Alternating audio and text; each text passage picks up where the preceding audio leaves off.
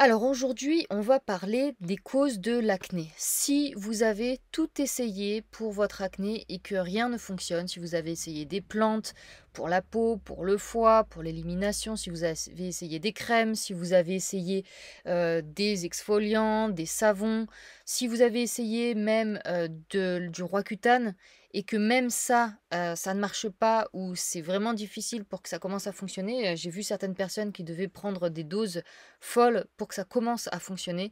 Donc si vous avez essayé plein de choses pour votre acné et que rien ne fonctionne, cette vidéo devrait vous aider. Ou même, je vous souhaite que vous soyez que au début de vos recherches pour tout de suite mettre en place ce qu'on va voir dans cette vidéo et vous verrez que vous n'aurez plus d'acné. Alors, donc aujourd'hui, on va parler des causes de l'acné et j'ai utilisé ces sources-là pour faire cette vidéo. C'est plusieurs études dont je mettrai les liens sous cette vidéo dans la description si vous voulez aller les lire vous-même. Alors, l'acné, il faut savoir que c'est jusqu'à 85% des adolescents du monde occidental, hein, à préciser, qui sont touchés par l'acné. Et donc, dans les différentes études que j'ai listées, on revoit tout le temps que l'acné, c'est une maladie de la civilisation occidentale et l'acné, c'est une maladie qui est liée à l'alimentation occidentale. Ici, on nous dit, fait intéressant, l'acné est absente dans les populations consommant un régime paléolithique qui exclut le sucre, les céréales et les protéines laitières, comme le régime alimentaire des insulaires Kitava qui présente de faibles niveaux d'insuline basale par rapport aux Européens du même âge et ne souffrent pas de maladies épidémiques de civilisation. On nous dit ici, il semble que la puberté normale dans les populations non occidentalisées ne conduit pas au développement de l'acné. Ici, on nous dit il semble y avoir un seuil pour l'acné médié par mTORC1 qui est clairement dépassé dans des conditions de mode de vie et de nutrition occidentaux. On va voir dans une seconde ce que c'est mTORC1. Le développement des lésions d'acné est fortement associé aux troubles métaboliques et hormonaux. Voilà, ça c'est super important à comprendre, c'est ce qu'on va voir tout le long de cette vidéo. L'acné est lié à des troubles métaboliques et hormonaux. L'acné peut être induite au cours de troubles caractérisés par des niveaux hormonaux, non seulement d'androgènes, d'œstrogènes et de progestérone, mais aussi d'insuline et d'IGF-1. On va voir tout ça dans cette vidéo. Une augmentation de la consommation de lait et de produits à charge glycémique élevée a été détectée chez les patients atteints d'acné par rapport aux témoins sains. Ça, c'est dans une étude qu'on nous dit ça. Donc ici, on vient de parler de manière générale de l'acné, mais on a déjà une bonne idée de ce qui cause l'acné. Alors, comme je vous disais, on va vite fait voir ce que c'est que cette histoire de mTOR, mTORC1, parce que si vous faites des recherches sur l'acné, il y a de fortes chances que vous tombiez sur ce terme, et on va en parler un petit peu aussi dans cette vidéo. Donc en gros, mTOR, c'est une protéine ou un complexe de protéines, parce que ça inclut mTORC1 et mTORC2.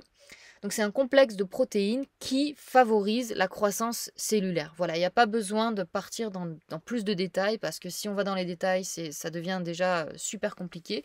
Mais en gros, c'est un complexe protéique qui favorise la croissance cellulaire. Si vous faites des recherches sur mTOR ou mTORC1, vous allez toujours trouver des choses négatives là-dessus.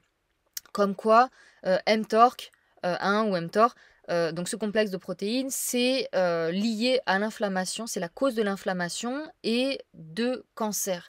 Alors pourquoi? Parce que comme on vient de le dire, mTOR, c'est une molécule qui favorise la croissance cellulaire. C'est tout simplement ça en fait. C'est exactement le même type de fonction que pour l'insuline ou l'IGF-1, l'hormone de croissance.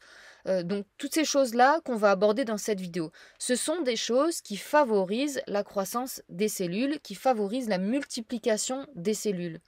Mais de là à dire que c'est ce qui cause le cancer ou l'inflammation, c'est faire un raccourci qui montre qu'on n'a pas compris le sujet. C'est normal dans votre corps qu'il y ait une partie qui favorise la multiplication des cellules et donc la croissance des tissus, et une autre partie qui contrebalance ça, qui favorise l'apoptose, donc la mort des cellules, c'est comme ça que ça marche en fait, la vie de manière générale et les cellules de votre corps. On a une fonction qui produit, qui favorise la croissance, on a une fonction qui au contraire ralentit la croissance des cellules et entraîne et peut aller jusqu'à l'apoptose, donc la mort des cellules. C'est dans le métabolisme, quand on parle d'anabolisme et de catabolisme, c'est exactement la même chose. L'anabolisme, c'est quelque chose qui favorise la croissance, qui favorise la multiplication, et le catabolisme, c'est au contraire la dégradation. Donc en fait, quand on dit que mTOR, l'insuline, l'IGF-1, c'est quelque chose de négatif parce que ça induit des cancers, etc. Non, c'est juste la fonction de ces choses-là, c'est d'induire la croissance. Voilà.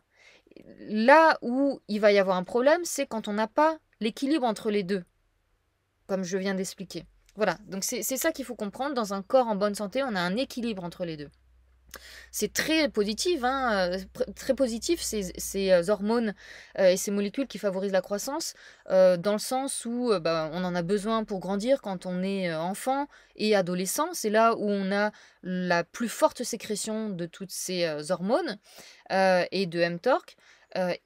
C'est aussi ce qui va favoriser la croissance des muscles, hein. Si vous faites de l'exercice, si vous faites du sport, c'est grâce à ces choses-là que vous allez prendre du muscle. Voilà. C'est aussi grâce à ces choses-là que votre corps va se réparer. Si vous vous coupez la main, si vous vous abîmez ou que ce soit, ce qui va favoriser la multiplication des cellules et donc soigner la plaie, c'est bien toutes ces molécules qui favorisent la multiplication cellulaire. Donc c'est très positif dans le corps. Encore une fois, ce qu'on veut, c'est un juste équilibre entre la multiplication cellulaire et le ralentissement cellulaire, voire l'apoptose. Voilà, ok? Voilà, donc je ne vais pas aller plus loin en détail sur ce sujet-là. J'ai mis plus de détails dans la diapo. Si vous voulez plus de détails, faites pause et lisez tout. Voilà, donc on va parler beaucoup de mTORC1. En ce qui concerne l'acné, on voit un lien entre mTORC1 et les protéines. Ici, on nous dit que les signaux dérivés des protéines, principalement la leucine, fournis en grande quantité par les protéines du lait et la viande, c'est en lien avec mTORC1. Donc oui, la viande, les produits animaux, les protéines favorisent la croissance des tissus, c'est normal, puisque encore une fois, ça favorise la réparation des tissus, ça favorise les muscles, hein, la croissance des muscles si vous faites du sport, etc. Ici, quand même, à noter, on va revenir dessus plus tard, mais ils font beaucoup un lien entre la leucine et mTORC1. Donc comme quoi la leucine, c'est un acide aminé qui favorise là aussi la multiplication cellulaire. La leucine encore plus que d'autres acides aminés. Ici, ce qu'il faut comprendre, c'est que c'est un acide aminé qu'on trouve beaucoup plus dans les protéines de lait, hein, dans la whey, que dans les autres sources de protéines animales. On va revenir là-dessus un peu plus tard. En fait, je précise ça parce que ça montre en fait que ça va pas poser problème en ce qui concerne l'acné, puisque c'est notre sujet du jour, de manger les protéines animales. Par contre, les protéines du lait, c'est une autre histoire. On va revenir là-dessus plus tard. On nous dit que mTORC1 favorise les lésions d'acné parce que ça augmente la prolifération des glandes sébacées. Les glandes sébacées, c'est les glandes qui produisent le gras, hein, sur votre peau. Et que pendant la puberté, l'activation de mTORC1 médiée par les nutriments chevauche l'activation de mTORC1 par la puberté. Comme je le disais, en fait, toutes ces molécules, toutes ces hormones qui favorisent la croissance, on les a au plus fort dans notre vie au moment de la puberté. Il semble y avoir un seuil pour l'acné médié par mTORC1 qui est clairement dépassé dans les conditions de mode de vie et nutrition occidentaux. Là, encore une fois, c'est l'excès de mTORC1 qui peut expliquer l'acné. Alors, on va aussi parler de l'IGF-1. On va beaucoup en parler dans cette vidéo parce que vous allez voir, ça ressort tout le temps quand on fait des recherches sur l'acné. Donc, c'est quoi l'IGF-1? C'est une hormone de croissance. Et le nom IGF, ça vient de Insulin-like Growth Factor en anglais. Ça veut dire le facteur de croissance qui ressemble à l'insuline. C'est un facteur de croissance qui est très proche de l'insuline. Ça a une structure chimique semblable à celle de l'insuline. Et ici, on nous dit l'IGF-1 a une homologie de séquence d'acides aminés de près de 50% avec l'insuline et suscite presque la même réponse hypoglycémique. Donc là encore, ce qu'il faut retenir, c'est que l'IGF-1, c'est une hormone de croissance qui est très similaire à l'insuline. C'est pour ça qu'on retrouve on retrouve souvent ces deux choses-là ensemble, l'IGF-1, l'insuline et leurs effets sur différents aspects de la santé. C'est une hormone de croissance qui est produite principalement par le foie, mais aussi par la glande mammaire et aussi dans d'autres tissus en plus petite quantité. L'IGF-1, tout comme l'insuline, joue un rôle central dans le métabolisme cellulaire du glucose, l'absorption des acides aminés, la synthèse du glycogène, la lipogénèse et la mitogénèse. Voilà, tout ça, c'est par l'IGF-1 qu'on va avoir ce métabolisme-là. Donc en gros, ce qu'il faut retenir, l'IGF-1, c'est une hormone de croissance qui booste la croissance cellulaire, un peu comme ce qu'on disait avec mTOR, et l'absorption des nutriments. Maintenant, c'est quoi le lien entre l'IGF-1 et l'acné? Ici, on nous dit il est important de réaliser que l'acné coïncide avec la phase de croissance de la puberté induite par une augmentation de la sécrétion hypophysaire de l'hormone de croissance GH et la sécrétion hépatique d'IGF-1 médiée par GH qui est intimement impliquée dans la pathogénèse de l'acné. Donc en gros, ici on nous dit que, c'est ce que je vous disais tout à l'heure, là où dans notre vie on produit le plus d'IGF-1 de manière naturelle, par notre foie principalement, c'est au moment de la puberté, c'est au moment de l'adolescence. C'est là où on va produire le plus d'IGF-1. Et c'est à ce moment-là aussi qu'on va produire de l'acné, qu'on va avoir de l'acné. Donc il y a un lien entre cette hormone de croissance, l'IGF-1, et l'acné. Ici, on nous dit l'IGF-1 est un puissant stimulateur de la lipogénèse sébacée, c'est-à-dire du fait que vous allez produire du gras au niveau de la peau. Ici, dans une étude, on nous dit, donc c'est une étude où ils ont pris 2 groupes de personnes qui avaient de l'acné. Un des 2 groupes avait son acné aggravé par l'alimentation et l'autre groupe avait de l'acné, mais pas forcément aggravé par l'alimentation. Ici, on nous dit, dans le groupe des patients atteints d'acné aggravé par l'alimentation, les taux sériques d'IGF-1 étaient significativement plus élevés que les niveaux d'IGF-1 dans le groupe de l'acné ne signalant pas d'aggravation par les aliments. Donc ici encore, on voit un lien très fort entre l'acné et cette hormone de croissance IGF-1. Ici, on nous dit les sujets atteints du syndrome de Laron et d'un déficit congénital d'IGF-1 ne développent pas d'acné ou de signes cliniques d'hyperandrogénisme. On va parler de l'hyperandrogénisme après. Mais donc voilà, les personnes qui ont un défaut génétique, qui ne produisent pas cette hormone de croissance IGF-1, ils n'ont pas non plus d'acné. Maintenant, on va parler des produits laitiers et de l'IGF-1 dans les produits laitiers.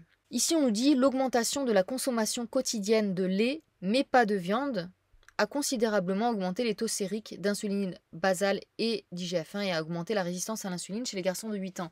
Donc ici, c'est intéressant encore une fois de préciser que la consommation de lait, mais pas de viande, induit des réponses différentes par rapport à l'IGF-1. En fait, comme je le disais tout à l'heure, la viande de manière générale, les produits animaux de manière générale, provoquent une plus forte sécrétion d'IGF-1 dans notre corps. Donc ça induit plus de croissance dans notre corps quand on mange des produits animaux de manière générale.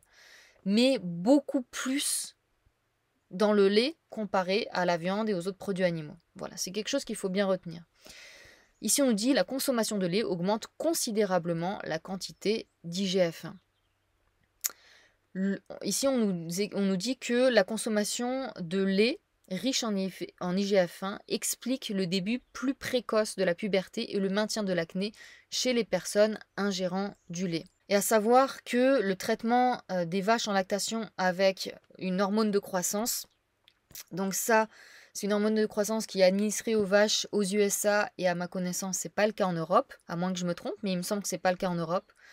Donc le fait d'administrer des hormones de croissance aux vaches, forcément, on retrouve plus d'IGF-1, donc de cette hormone de croissance, dans leur lait. Donc le lait qu'ils ont aux USA est bien pire à ce niveau-là que le lait qu'on a en Europe. Mais ça n'empêche pas qu'en Europe, on peut quand même avoir des problèmes par ce biais-là. Alors ici, un extrait d'étude intéressant que j'ai noté. Donc, quelle quantité d'IGF-1 on va trouver dans quel produit laitier? Ce qui est intéressant ici, c'est qu'on nous dit que là où on trouve le plus d'IGF-1, c'est au début de la lactation, et plus on s'éloigne du début de la lactation, moins on a d'IGF-1. Et surtout, donc, ça dépend aussi de l'espèce, la quantité d'IGF-1, ça dépend de l'espèce animale dans lequel on prélève le lait. Ici, on nous dit que le niveau le plus élevé de l'hormone IGF-1 était détecté dans le lait de chèvre et dans le lait de vache de race Holstein. Donc ici, on nous dit en numéro 1, là où il y avait le plus d'IGF-1, c'était dans le lait de chèvre, puis dans le lait de vache, en particulier la race Holstein, c'est une race qui produit beaucoup de lait, qui a été sélectionnée pour ça. Et le niveau le plus bas a été observé dans le lait de brebis. Donc, je voulais préciser ça parce que souvent, on dit que le lait de chèvre pose moins de problèmes que le lait de vache. En fait, on dit que le lait de chèvre et de brebis ont tendance à moins poser de problèmes que le lait de vache. Et notamment, on explique ça par la taille de ces animaux-là. Une vache, c'est énorme, et le lait de cette vache nourrit le veau qui doit venir énorme comme elle. Alors que la chèvre et la brebis, c'est des animaux beaucoup plus petits, donc leur taux d'hormones de croissance, logiquement, est plus faible. Bah là, on voit que c'est pas du tout le cas en ce qui concerne la chèvre. En tout cas, c'est ce que nous montre cette étude.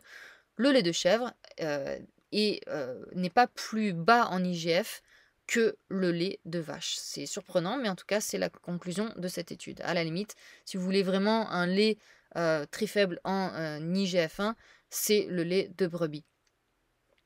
Et à savoir ici qu'on nous précise que l'IGF-1 n'est pas détruit par le traitement du lait, en particulier par la pasteurisation. Donc ici, j'ai juste voulu clarifier c'est quoi la pasteurisation du lait. La pasteurisation, c'est quand on porte le lait à 72 degrés Celsius pendant au moins 15 secondes. Et UHT, c'est jusqu'à 150 degrés Celsius pendant 2 à 5 secondes. Voilà, je précise ça parce qu'on va en reparler. Alors ici, dans cette étude, ils nous disent qu'une consommation élevée de produits laitiers, donc lait, fromage et yaourt, alors ils ont mis margarine, on ne sait pas trop pourquoi, parce que les margarines, par définition, c'est pas des produits laitiers, mais en fait, ça c'est une étude américaine, et les Américains, ils ont tendance à tout mettre dans le même panier. Quand ils parlent de dairy, dairy, qui est produit laitier en anglais, dairy, pour eux, c'est tout ce qui est produit laitier, ce que nous on appelle produit laitier, plus margarine, plus œufs. Ils mettent les œufs là-dedans. Donc voilà, c'est pour ça que c'est un peu bizarre, mais c'est parce que c'est voilà, c'est une étude américaine. Donc ils nous disent que le lait, le fromage et le yaourt sont associés à une augmentation des niveaux d'IGF-1, alors que le beurre, non. Et les œufs non plus. Voilà, encore une fois, ils mettent les œufs là-dedans, alors que nous, on fait bien la distinction. Pour nous, c'est pas des produits laitiers, les œufs. Bon, là, c'est intéressant. Là aussi, ça nous apporte un élément supplémentaire. Donc, si on s'attarde sur le sujet précis de cette hormone de croissance, il y en a peu dans le beurre comparé aux autres produits laitiers. Par contre, on nous dit ici qu'une réduction significative de la teneur en IGF-1 a été constatée à la suite de la fermentation. Voilà, ici on nous dit qu'un traitement thermique et la fermentation diminuent la teneur en IGF-1 des produits laitiers. Donc ici, là je reviens sur cette histoire de traitement thermique, parce qu'on a vu tout à l'heure que ça n'influait pas sur la teneur en IGF-1. Et là on nous dit que oui, bah là c'est parce que tout à l'heure on a vu les produits pasteurisés, c'est pendant 15 secondes qu'ils sont chauffés à cette température-là. Là c'est un traitement thermique de 15 minutes. Voilà, c'est un traitement thermique beaucoup plus long qui va là, oui, affecter les niveaux d'IGF-1. Voilà, à savoir. Et la fermentation. Donc en gros, ici on va nous dire que la teneur en IGF-1 dans le yaourt a diminué de manière significative pendant le stockage. Ça c'est dans une étude qu'on nous dit ça. Donc à la limite, on voit en fait dans les différentes études que le yaourt et les fromages ont tendance à avoir moins d'IGF-1 comparé au lait non transformé. Bien que c'est pas très clair en ce qui concerne les yaourts et les fromages. C'est un coup on voit que c'est bien réduit en IGF-1, d'autres fois pas tellement. Donc c'est pas super clair pour les yaourts et pour les fromages. Par contre, c'est très clair en ce qui concerne le kéfir. Il y a une étude en particulier qui a été faite sur le taux d'IGF-1 dans le kéfir de lait. Donc encore une fois, si vous voulez aller lire l'étude en entier, je l'ai mise dans les liens qui sont sous la vidéo. Mais donc clairement dans cette étude, on voit que dans le kéfir, il y a beaucoup moins d'IGF-1, et que même la consommation de kéfir réduit le taux d'IGF-1 dans le sang. Et ça, on le voit donc dans cette étude-là. Ici, ils ont pris plusieurs personnes, ils ont pris 10 personnes, à qui, 10 jeunes personnes, hein, comme vous voyez, ils ont la vingtaine. On leur a donné du kéfir. Alors, je ne sais plus si c'était pendant... Voilà, c'était pendant 20 jours. Donc, du kéfir pendant 20 jours. Et puis ensuite, c'était des femmes, hein, elles ont arrêté de consommer du kéfir. Et ensuite, elles ont consommé des yaourts de soja. Et en fait, on voit que chez toutes ces femmes, sauf une, la consommation de kéfir a fait baisser les taux sériques d'IGF-1. Et ensuite, quand elles ont arrêté le kéfir et qu'elles ont mangé du yaourt de soja, soit ça c'est resté stable, soit ça a continué à descendre, mais légèrement, soit c'est remonté. On le voit ici plus clairement ici. Voilà. T0, c'est au départ, au début de l'étude, donc avant d'avoir commencé l'étude. Voilà, donc c'est en vert ici. En bleu, c'est après 20 jours de consommation de kéfir. On voit bien que les traits diminuent, sauf ici. Non, sauf dans l'une d'elles, voilà, ici. Et en rouge, c'est la consommation de yaourt de soja où ça a tendance quand même à remonter, en général. Voilà, donc là, c'est très intéressant. Si votre but, c'est de consommer le moins d'IGF-1 et de faire baisser vos taux d'IGF-1 dans votre corps, consommez du kéfir. Voilà. Donc pour revenir sur certains points ici, donc on note quand même que dans plusieurs études, on nous dit que la consommation de fromage et de yaourt était liée à l'acné, hein. Ici, la consommation de fromage était plus élevée dans le groupe d'acné que dans le groupe témoin. Donc même s'il y a moins d'IGF-1 dans les fromages et les yaourts, même si c'est pas hyper catégorique à ce point-là, sur ce point-là, mais donc même si on admet qu'il y a moins d'IGF-1 dans les fromages et les yaourts, on voit quand même que les personnes qui en consomment ont plus d'acné que ceux qui n'en consomment pas. Donc on peut se poser la question, est-ce que l'acné est vraiment lié à l'IGF-1 ou pas? Ici, ça nous montre que c'est sûrement pas la seule cause à l'acné, l'IGF-1.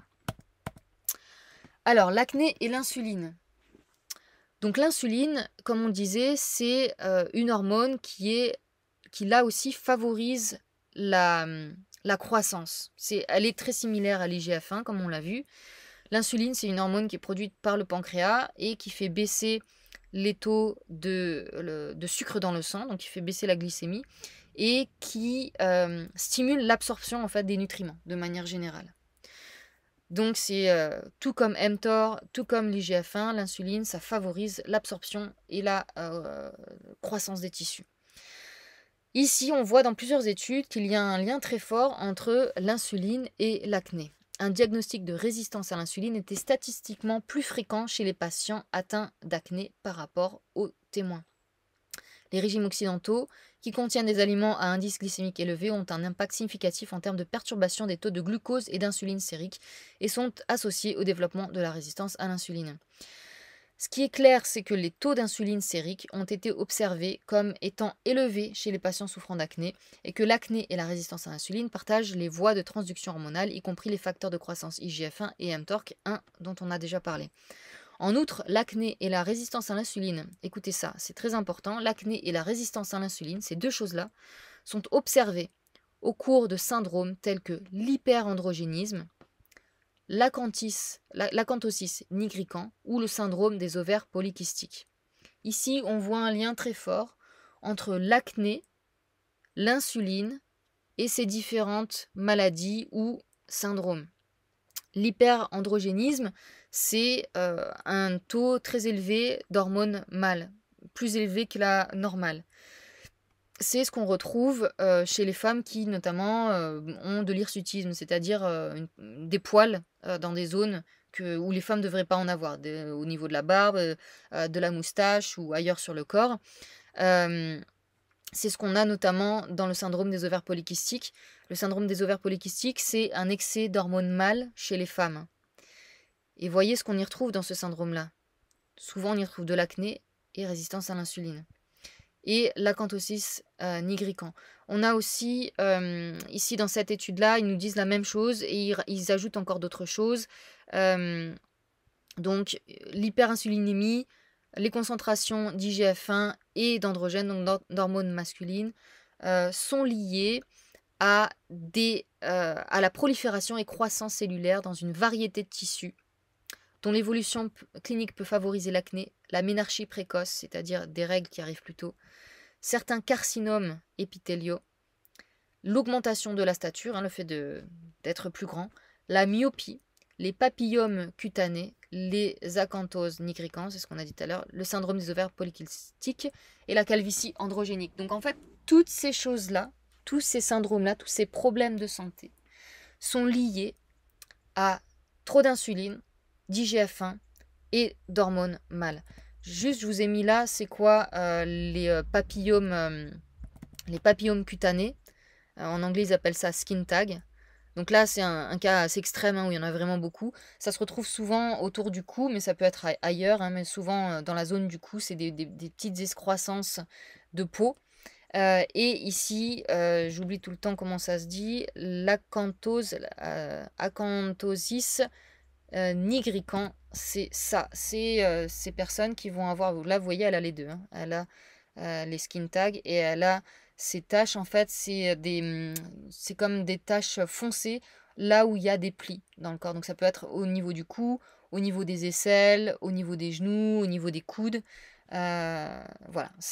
Et donc on voit qu'il y a un lien très fort entre toutes ces maladies, tous ces symptômes, l'acné, les skin tags, acanthosis nigricans, l'hyperandrogénisme, l'hirsutisme, le syndrome des ovaires polykystiques.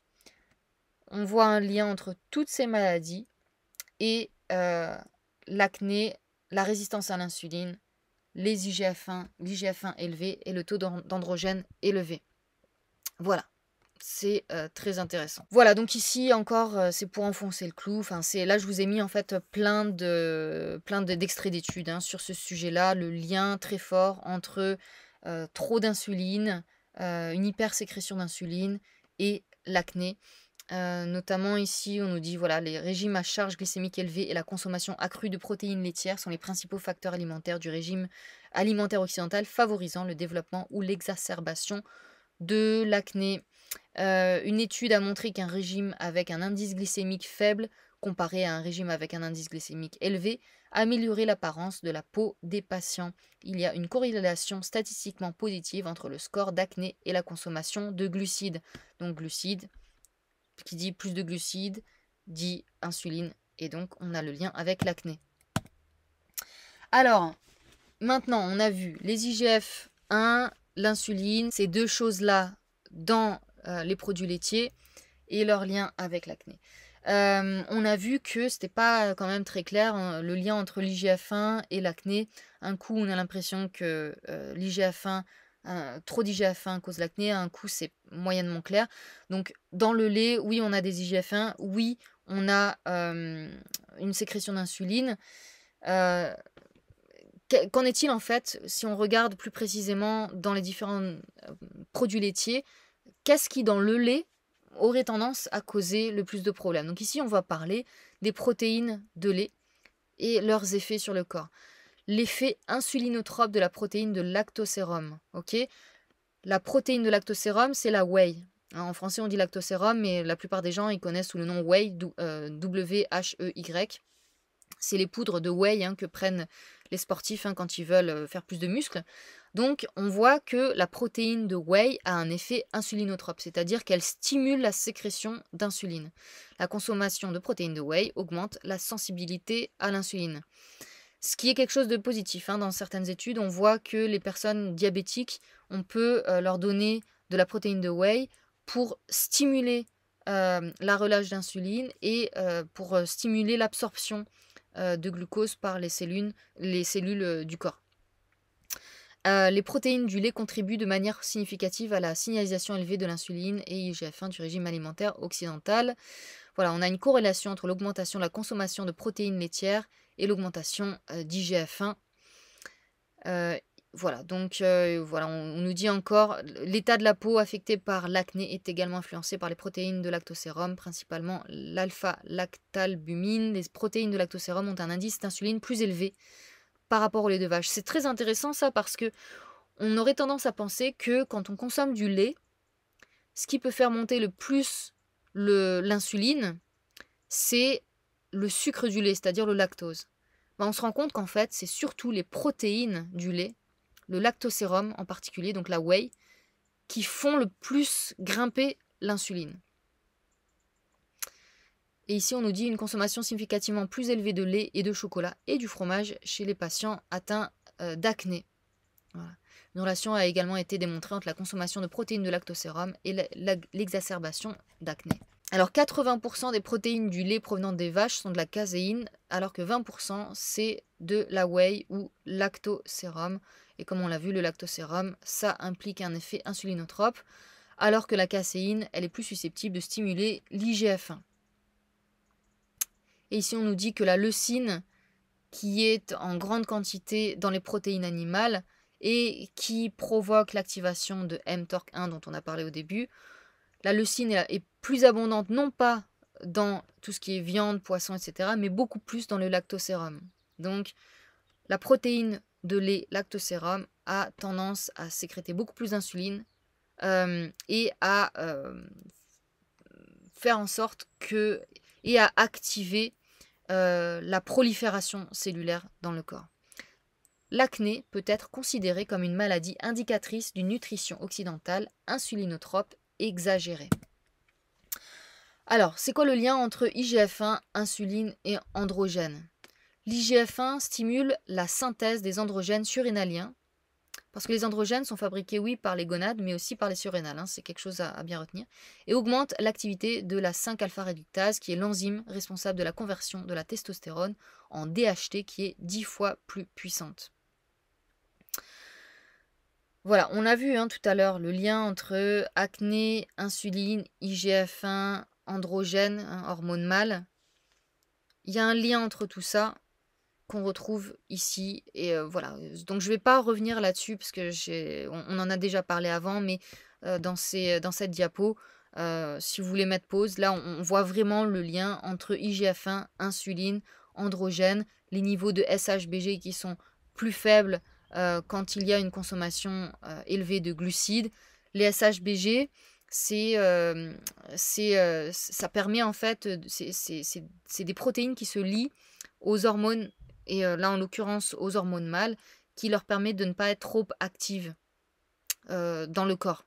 Donc le fait de manger beaucoup de glucides fait baisser vos taux de SHBG, ce qui fait que vous aurez beaucoup plus d'hormones, et en l'occurrence d'hormones mâles qui circulent dans votre corps. Et donc, qui dit hormones mâles en excès, IGF, insuline, dit acné. Voilà, les hormones dans les produits laitiers. Donc, on a vu tout ce qu'on vient de voir là, mais il y en a d'autres. Il n'y a pas que IGF-1, insuline et androgène.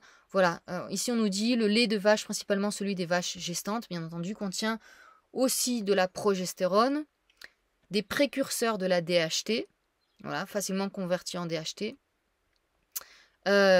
qui jouent un rôle important dans la formation des lésions acnéiques. Voilà. On a aussi des œstrogènes, on a de la prolactine, on a des corticoïdes, en particulier du cortisol. Et en ce qui concerne le cortisol, on nous dit qu'on va le trouver principalement pas dans la partie grasse du lait, mais dans les autres parties des produits laitiers. Voilà, c'est ici. Et on nous dit que le taux de cortisol, donc d'hormone du stress, qu'on va retrouver dans le lait, dépend évidemment des conditions dans lesquelles se trouvent les vaches ou les chèvres ou les brebis à qui on prend le lait. Donc plus l'animal est stressé, plus il va y avoir de cortisol dans son lait. Ici, on nous dit que la progestérone est principalement dans la partie grasse du lait. Donc, on va la trouver beaucoup plus dans le beurre et dans la crème que dans les autres parties du lait. Donc, on va trouver beaucoup de progestérone, en particulier parce que j'en ai parlé dans un short récemment d'une étude qui montrait que une chose qui est particulière des produits laitiers modernes, c'est qu'ils sont très riches en progestérone, beaucoup plus qu'avant le milieu du XXe siècle. Pourquoi? Parce que depuis le milieu du XXe siècle, on a vraiment industrialisé le lait et les produits laitiers, et on maintient en fait les vaches en gestation de manière constante, ce qui fait que leur lait sera beaucoup plus riche en progestérone, parce que la progestérone, c'est l'hormone de la grossesse, hein. Donc leur lait sera beaucoup plus riche en progestérone que ce qu'il est normalement, en fait. Une vache, c'est pas censé être, enceinte, tout le temps, tout au long de l'année, année après année. Voilà. Donc c'est une des choses particulières du lait moderne, c'est que le lait moderne est beaucoup plus riche en hormones que le lait normal, c'est-à-dire le lait, d'animaux sauvages ou le lait avant l'industrialisation, donc avant le 19e siècle où les vaches n'étaient pas non plus, sans cesse, en lactation. Donc on nous dit ici: «La biodisponibilité orale de la progestérone exogène est inférieure à 10 Heu, donc ce qui fait que bon, ça va, c'est pas énorme, mais encore une fois, dans le lait moderne, on a beaucoup de progestérone. Donc même si c'est inférieur à 10 plus il y a de progestérone dans le lait, voilà, plus, il y en aura au final dans votre beurre, dans votre crème. Et ici, en ce qui concerne les œstrogènes, on nous dit que des études ont montré qu'environ 60 à 80 des œstrogènes que l'on consomme proviennent du lait et des produits laitiers dans les régimes alimentaires occidentaux. Donc là aussi, on nous parle de la biodisponibilité des œstrogènes. Donc les œstrogènes les plus actifs chez l'homme, c'est l'œstradiol. Et l'œstrone, c'est le type d'œstrogène le moins actif. Donc il se trouve qu'au final, c'est plus de l'œstrone qu'on va retrouver dans les produits laitiers. Donc c'est pas la partie la plus active, hein, c'est pas l'œstrogène le plus actif, mais on va en retrouver. Ici, ils nous disent qu'on va en retrouver dans les produits laitiers gras, mais aussi dans les autres produits laitiers.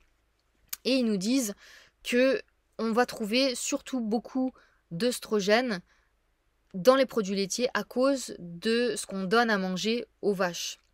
On leur donne beaucoup de farine végétale à base de soja. Le soja qui contient beaucoup de phytoœstrogènes. Et donc, le fait de nourrir les vaches avec une alimentation qui ne leur est pas naturelle, c'est-à-dire riche en soja, hein, une vache, elle ne va pas manger du soja, hein, dans la nature, elle va manger de l'herbe. Donc là, on les gave de soja, et donc forcément, on va retrouver les œstrogènes du soja dans le lait de vache, et c'est ce lait que l'on va boire et qui va faire que on va avoir des taux beaucoup plus élevés d'œstrogènes de notre consommation de lait, comparé à ce que ce serait si on consommait du lait de vache qui est nourri exclusivement à l'herbe. Voilà, ici, c'est ce que je viens de dire. En gros, ici, on nous dit quand même qu'on a trouvé beaucoup d'estrone dans le beurre, donc là aussi dans le gras. Bon, on en trouve dans le gras moins que la progestérone. Donc dans le gras, dans le beurre, la crème, on va trouver beaucoup plus de progestérone. On va aussi trouver beaucoup d'œstrogènes, mais en comparaison, c'est moins. Mais on va en trouver aussi beaucoup. Ici, dans une étude, ils nous disent qu'ils sont inquiets du fait de donner des produits laitiers aux enfants qui sont très sensibles aux œstrogènes. Et donc, ça peut expliquer le fait que les petites filles ont des règles de plus en plus tôt. C'est non seulement le fait qu'elles consomment des produits laitiers, heu, plus elles en consomment, hein, plus ça peut causer ce problème-là, et plus c'est des produits laitiers de mauvaise qualité, comme on était en train de le dire, plus ça va causer ce problème-là. Voilà. Ici, il nous parle des médicaments vétérinaires intensifs. Donc, encore une fois, c'est ce qu'on disait par rapport au fait d'administrer des hormones de croissance aux vaches. On va aussi leur administrer d'autres médicaments qui peuvent influencer les différentes hormones des vaches. Et donc, tout ça, ça va se retrouver dans les produits laitiers. Ici, on nous dit que dans une étude, la détérioration de l'état de la peau est causée par la consommation de produits laitiers tels que fromage, et boissons lactées. L'acné était associé à la présence d'hormones dans ces produits. Ici, je voulais juste faire une petite parenthèse sur le cancer du sein et la consommation de lait. Eh ben, dans cette étude, il nous montre qu'en fait, la consommation de produits laitiers était inversement associée au risque de cancer du sein dans la plupart des études. Malgré plusieurs théories intrigantes sur le lien entre la consommation de produits laitiers et le développement de cancer du sein, l'ingestion de lait ou d'autres produits laitiers n'est pas fortement associée au développement de cancer du sein, selon la recherche épidémiologique existante. Donc voilà, le lien entre cancer, entre produits laitiers et cancer de manière générale, c'est vrai qu'on le retrouve souvent, notamment cancer de la prostate, etc. Mais en ce qui concerne le cancer du sein, ça peut paraître surprenant, mais ils ont trouvé qu'il n'y avait pas de lien entre consommation de produits laitiers et cancer du sein. Voilà, c'était juste quelque chose à souligner ici, puisque ça va à l'encontre de ce qu'on peut croire. Bon, ici, je ne vais pas entrer dans les détails. Ici, faites pause si vous voulez lire les détails. Mais en gros, oui, il y a un lien assez fort entre l'acné et les produits laitiers par rapport à tout ce qu'on a dit. À cause de la teneur en IGF-1, le fait que ça provoque des grosses décharges d'insuline, le fait que les produits laitiers soient très riches en toutes ces hormones qu'on vient de détailler. Donc tout ça fait que oui, il y a un fort lien entre les produits laitiers et l'acné. Ici, juste pour préciser, ici ils ont fait une étude sur l'acné chez les Nigériens. Et ici aussi, donc chez eux aussi, hein, c'est pas que chez les blancs, hein, on pourrait croire que c'est que chez les blancs, voire les asiatiques, mais en fait c'est chez toutes les ethnies du monde qu'on peut retrouver de l'acné selon leur type d'alimentation. Donc si n'importe quelle ethnie mange de façon occidentale, il va se retrouver avec de l'acné. Donc chez les Nigériens, la prévalence de l'acné était plus élevée chez ceux qui consommaient du lait comme boisson au moins une fois par jour. Ici, c'est une étude sur des adultes français. Il a été démontré que la consommation de lait était liée à l'incidence de l'acné chez les adultes. Donc si vous êtes adulte, si vous n'êtes pas ado, que vous êtes adulte et que vous avez encore de l'acné, essayez de supprimer les produits laitiers de votre consommation, de votre alimentation, et vous verrez qu'il y a de fortes chances pour que vous vous en sortiez comme ça. Il est généralement suggéré que les effets assénés des produits laitiers sont peu susceptibles d'être dus à la teneur en graisse, mais plutôt aux hormones. Ça aussi, c'est quelque chose que je voulais souligner. Souvent, on fait le lien entre graisse et boutons, mais en fait, on voit dans toutes les études là que j'ai épluchées que ça n'a rien à voir, à part un détail qu'on va voir là dans une seconde, mais c'est pas le taux de gras dans les produits laitiers. Par exemple, c'est pas le fait de consommer du beurre en tant que tel, c'est pas le gras en lui-même qui cause des problèmes d'acné. C'est plutôt tout ce mélange d'hormones qu'on a vu dans les produits laitiers qui vont causer de l'acné. Donc en résumé, on a vu que l'acné est causé par une alimentation occidentale riche en sucre, en céréales et en laitage. Ces trois types d'aliments, qu'est-ce qu'ils font? Ils provoquent un taux d'insuline élevé, un taux d'IGF-1 élevé, une SHBG diminuée, donc une circulation dans le sang des différentes hormones sexuelles beaucoup plus élevées, des taux anormaux d'œstrogène, de progestérone, d'androgène et des précurseurs d'androgène et de cortisol. Et on retrouve souvent le triptyque acné, hyperandrogénie, hyperinsulinémie. Voilà. Donc l'acné est causé, c'est ce qu'on a vu, par ces choses-là. En fait, c'est l'acné, on peut résumer toute cette vidéo en cette phrase, l'acné c'est causé par un déséquilibre hormonal. Et ce déséquilibre hormonal, il est causé par un excès d'insuline. Voilà, c'est principalement ce qu'on peut retenir de cette vidéo. Donc l'excès d'insuline, c'est clair que dans notre alimentation occidentale, on bouffe du sucre tout le temps, tout le temps. Et on nous encourage dans la pyramide, je ne sais plus comment ils l'appellent, la pyramide de l'alimentation. Ils nous disent de manger en majorité des céréales. Les céréales, c'est du sucre. Les céréales, c'est du sucre. Donc de manger des céréales, des légumineuses. Les légumineuses, c'est majoritairement, bien sûr, il y a beaucoup de protéines, mais c'est majoritairement des glucides. On nous dit de manger, en fait, dans l'alimentation occidentale, on mange du sucre. Que ce soit du sucre sous forme pure, donc du sucre en poudre, ou d'autres matières sucrantes, donc du sucre, ou des glucides qui vont se transformer en sucre. Dans le résultat de votre digestion, ça se transforme en sucre. Quand vous mangez des céréales, quand vous mangez des légumineuses, quand vous mangez des fruits, tout ça c'est du sucre. On a une alimentation hyper riche en sucre. Donc si vous avez de l'acné, arrêtez le sucre. Déjà, arrêtez le sucre pur, quel qu'il soit. Limitez très très fortement votre consommation de céréales et idéalement, vous n'en mangez pas. Limitez, voire éliminez complètement votre consommation de laitage. Parce que comme on l'a vu, le problème des laitages, c'est que ça induit une très forte sécrétion d'insuline dans le corps. Donc en fait, comprenez bien que quand vous mangez des laitages, en fait, c'est comme si vous mangez du sucre. Encore une fois, c'est même pas une histoire de lactose, bien que le lactose ce soit un sucre en lui-même, donc ça n'arrange rien, mais c'est la protéine du lait qui agit en fait au final comme un sucre dans le corps. Ça provoque une décharge d'insuline énorme comme on l'a vu. Donc si vous êtes en régime, carnivore ou en régime, cétogène et que vous mangez beaucoup de laitage, c'est comme si vous étiez pas en régime, ni cétogène ni carnivore. C'est comme si vous mangez du sucre en fait tous les jours. C'est le même résultat. C'est ce qu'on voit dans les études. Les laitages, c'est du sucre. Ça agit de la même façon dans le corps. C'est pour ça que les laitages causent de l'acné. Donc si vous avez de l'acné, arrêtez tout ce qui est sucre et les laitages, c'est du sucre. Par contre, comme vous l'avez vu dans d'autres vidéos que j'ai fait dans le passé, je tape pas sur les laitages par principe comme tout le monde le fait depuis quelques années, parce que on voit quand même que c'est les laitages modernes qui posent problème. On le voit vraiment.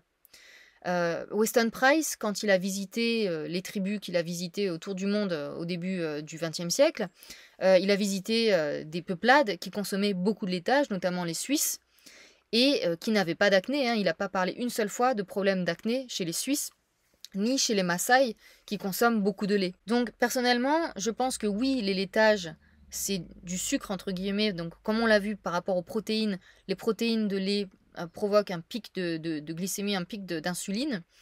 Mais il semblerait que le lait d'autrefois n'avait pas cet effet aussi intense que le lait d'aujourd'hui.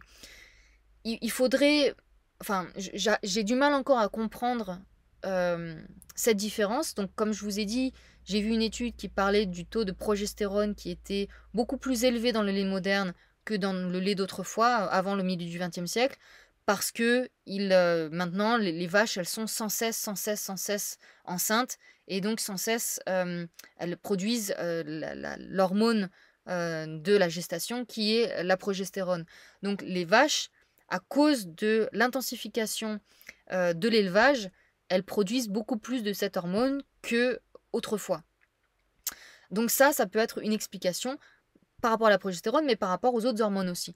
Comme on l'a vu, ça peut aussi être causé par les produits qu'on injecte aux vaches, notamment les hormones de croissance. Alors ça n'a pas l'air d'être un problème, en tout cas en Europe, puisque si je ne me trompe pas, donc c'est pas autorisé en Europe, l'injection d'hormones de croissance pour les vaches laitières. Et on a vu que ça peut être aussi lié à l'alimentation des vaches. On leur donne du soja.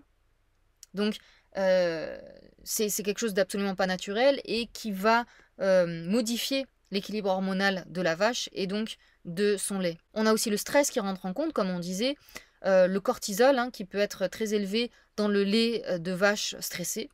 Donc on voit bien que la façon d'élever les troupeaux modernes est très stressante pour les vaches comme pour les autres animaux. Donc voilà, il y a il y a tous ces facteurs qui peuvent expliquer pourquoi les laitages modernes causent des problèmes qu'ils ne causaient pas autrefois. En tout cas, le fait est que les laitages modernes ont tendance à causer de l'acné. Donc si vous avez de l'acné, évitez les laitages. Après, vous pouvez toujours essayer de consommer des laitages les plus clean possibles pour voir si ça ne vous cause pas de problème. Donc vaches élevées à l'herbe, élevage pas intensif, vaches qui idéalement ne sont pas enceintes toute l'année, tout le temps, toute leur vie. Voilà, quelque chose de beaucoup plus naturel. Et dans ce cas-là, vous allez voir si ça vous cause des problèmes ou pas. Mais en tout cas, dans un premier temps, si vous avez de l'acné dont vous n'arrivez pas à vous débarrasser, arrêtez vraiment sucre, céréales et tous les laitages pendant au moins 2 mois. Ça peut prendre du temps à ce que le corps se rétablisse. Comme on a vu, il est déséquilibré au niveau hormonal. Quand il y a un déséquilibre hormonal, ça met vraiment beaucoup de temps à se rééquilibrer. Donc comptez au moins 2-3 mois à éviter ces choses-là pour voir disparaître votre acné. J'ai vu, petite parenthèse, le témoignage d'une personne qui avait arrêté ces choses-là et qui continuait à avoir de l'acné. Et elle, c'est parce qu'elle consommait beaucoup de soja. Elle était en alimentation végane et malgré le fait d'avoir arrêté ces choses-là, elle consommait du soja et elle, c'était le soja qui lui causait de l'acné. Là, on retrouve quoi encore? On retrouve quelque chose qui modifie votre profil hormonal. Donc encore une fois, l'acné, c'est avant tout un problème de déséquilibre hormonal. Si vous avez de l'acné, vous avez un déséquilibre hormonal. Donc, regardez de ce côté-là et soignez votre système hormonal. Alors, pour finir, sur 2-3 autres choses que j'ai vues dans ces études, donc où on trouve d'autres causes de l'acné, c'est un déséquilibre entre les acides gras oméga 6, oméga 3. Et je reviens sur le fait que c'est pas la consommation de graisse en tant que telle hein, qui va provoquer de l'acné, c'est encore expliqué ici. C'est juste le déséquilibre oméga 6, oméga 3 qui peut causer de l'acné. On a la dysbiose intestinale et la perméabilité intestinale qui peut causer l'acné, c'est ce que nous dit cet extrait d'étude ici. Et puis on a le chocolat, donc effectivement tout le monde a entendu parler du lien entre le chocolat et l'acné. Ici dans cette étude, c'est juste un extrait que j'ai mis ici, mais il y en avait encore d'autres hein, d'études qui parlaient du chocolat et de l'acné, mais j'ai mis cet extrait ici parce que on pourrait se dire, bah, dans le chocolat, généralement le chocolat, il y a du sucre et il y a du lait, ce qui explique que le chocolat cause de l'acné, puisqu'on a vu que c'est le sucre et le lait qui causent de l'acné. Bah là non, figurez-vous qu'ils ont pris un groupe de 25 personnes. Ils leur ont fait manger 25 grammes de chocolat noir. 25 grammes, c'est l'équivalent de 2 carrés de chocolat, 2 carrés, 2 carrés et demi de chocolat. De chocolat noir à 99% de cacao. Donc il n'y a pas de lait et il y a très très peu de sucre. Eh bien, ils ont eu plus d'acné après 4 semaines de consommation de 2 carrés de chocolat noir à 99%. Donc ils ont vu une aggravation de leur acné. Donc le chocolat, ça fait partie des causes de l'acné. Donc voilà, en plus du sucre et des laitages, arrêtez le chocolat si vous avez de l'acné. Et dans les études, ils ont parlé de 2-3 remèdes pour l'acné. Donc consommer plus d'oméga 3, comme on l'a vu, hein, c'est une des causes, ça peut être un déséquilibre entre oméga 6 et oméga 3. Donc consommer plus d'oméga 3, les petits poissons gras, etc. C'est ce qui est le plus connu. Je vous déconseille les huiles soi-disant riches en oméga 3. J'ai plusieurs vidéos où je parle de ce sujet, notamment ma vidéo sur les oléagineux où j'explique ça. Donc pour les oméga 3, consommer du poisson. Et il parle des flavonoïdes, hein, donc polyphénol, flavonoïdes, resveratrol, pour l'acné. Donc c'est tout ce qui est les pigments de couleur vive dans nos aliments, donc dans les fruits et légumes, qui sont, d'après certaines études, qui peuvent aider contre l'acné, notamment le resveratrol, qui est un flavonoïde qu'on retrouve dans le raisin et le vin rouge. Donc, pour l'acné, buvez du vin rouge. Bon, non, on n'ira pas jusque-là non plus, parce que l'alcool, dans beaucoup d'études, hein, on nous montre que l'alcool cause l'acné, mais en tout cas, vous pouvez par exemple prendre des compléments de concentré de peau de raisin, par exemple, riche en resveratrol, par exemple. Parce que si vous consommez du concentré de jus de raisin, ça va faire beaucoup de sucre, donc là, ça va être contre-productif. Et le vin rouge, ça va faire beaucoup d'alcool, donc là aussi, ça risque d'être contre-productif. En tout cas, voilà, c'est ce que je voulais vous dire dans cette vidéo. Si vous avez de l'acné, éliminez principalement ces 3 choses, le sucre, les céréales, tout ce qui se transforme en sucre après digestion. Donc vous éliminez ça, vous éliminez tous les produits laitiers, vous éliminez le chocolat comme on vient de le voir. Attention à l'équilibre oméga 3, oméga 6. Et si vous faites tout ça, vous n'aurez plus d'acné. Donc encore une fois, cette vidéo peut vous surprendre si vous êtes habitué de ma chaîne, puisque j'ai tendance à beaucoup défendre les produits laitiers. Mais même si, oui, je les défends, je suis obligée d'arriver à la conclusion que les produits laitiers modernes causent beaucoup de problèmes, tout comme le gluten moderne, le blé moderne cause beaucoup de problèmes. Ce sont 2 choses qui, avec l'industrialisation, l'agriculture intensive, ont beaucoup changé. Et ces choses-là qui ne causaient pas de problème autrefois ont tendance à causer des problèmes chez la majorité des gens maintenant. Donc ce sont 2 choses qui en tant que telles ne sont pas problématiques. Moi je rejoins pas tous ceux qui fustigent le lait en disant que le lait n'a jamais été bon pour personne à tout moment de l'humanité. C'est faux, on voit très bien que autrefois ça ne causait pas de problème et que c'est que depuis le début ou milieu du XXe siècle que ça cause de plus en plus de problèmes à de plus en plus de gens. En tout cas, je pense que c'est vraiment très difficile de trouver des produits laitiers de vraiment bonne qualité qui causent 0 problème de nos jours. Même si vous trouvez du lait cru, bio, de vaches élevées à l'herbe, comme je le disais, elles ont quand même tendance à être en gestation permanente. Et rien que ça peut causer des déséquilibres hormonaux. Moi, je sais que, donc j'étais très, très intolérante aux produits laitiers jusqu'à ce que je fasse, mon protocole pour les intestins. Donc protocole, que je propose, sur mon site internet, hein, je mettrai, les liens. Mais donc j'ai plus du tout de problème à digérer les produits laitiers, ça me cause plus du tout les problèmes que ça me causait autrefois, mais j'ai quand même, remarqué que quand j'en consomme beaucoup, bah, ça finit par me donner une peau plus grasse et plus problématique. Donc même si j'en consomme toujours, j'ai quand même ralenti parce que, même si j'essaye de prendre des produits laitiers de bonne qualité, bio encore une fois et cetera, il y a quelque chose qui va pas avec les produits laitiers modernes. Donc moi, je dirais à tout le monde de faire attention avec les produits laitiers, sauf avec le kéfir, hein, où on voit quand même dans les études et d'expérience que le kéfir aide beaucoup de gens. Après, à chacun d'adapter ce qui lui convient ou pas. Donc, écoutez votre corps. Si par exemple vous voulez éliminer tous les produits laitiers pour votre acné ou d'autres problèmes, allez-y, éliminez tous les produits laitiers. Attendez de plus avoir d'acné du tout. Et là, une fois que vous avez plus d'acné, essayez de consommer du kéfir fait maison, hein, j'ai plusieurs vidéos qui expliquent comment faire. Si tout se passe bien avec le kéfir, vous pouvez essayer avec le beurre. Et ces deux choses-là, c'est les produits laitiers qui ont tendance à causer le moins de problèmes. Mais après, comme pour tout, il faut consommer ces choses-là, enfin les produits laitiers, c'est à consommer comme le sucre, c'est-à-dire de manière très sporadique. Ça ne doit pas être une habitude et vous ne devez pas vous en gaver. Encore une fois, c'est le problème des produits laitiers modernes. Attention si vous avez tendance à beaucoup en consommer. Voilà, c'est tout pour aujourd'hui. N'hésitez pas à partager vos expériences avec ces choses-là et concernant votre acné dans les commentaires. Je vous vois dans la prochaine vidéo. À bientôt. Salut!